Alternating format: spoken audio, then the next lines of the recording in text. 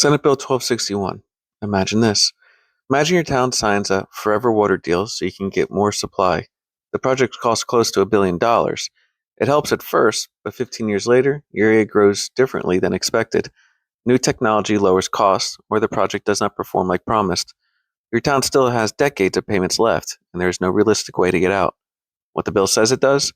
It creates a way to finance extremely large water supply projects in the state water plan, so Texas can build major water infrastructure and pay for it over time. What it actually does?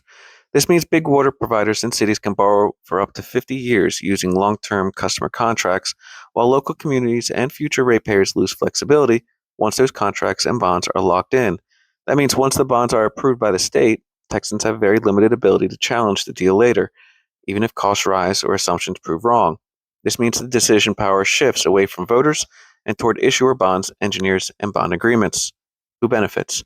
River authorities and large regional water suppliers, big cities and large utilities that can lead mega project financings, engineering and construction firms that build large water projects, bond advisors, and investors who want long term contract backed revenue.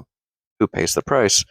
Smaller towns and utility districts that have less leverage in long term wholesale contracts, ratepayers who may be locked into decades of payments through their water bills, future local leaders and residents who inherit the obligation but did not approve it. Why it matters. Water is life in Texas, and we do not need big projects. But when government locks communities into multi decade debt and contracts, the risk does not disappear. It shifts onto families in small towns through higher bills and fewer options later. If a project is oversized, delayed, or becomes outdated, Texans still pay. The bill is built for certainty and speed, not for flexibility and second chances. Bottom line, Senate Bill 1261 makes it easier to build billion-dollar water projects, but it can lock Texans into decades of payments with very little ability to change course later.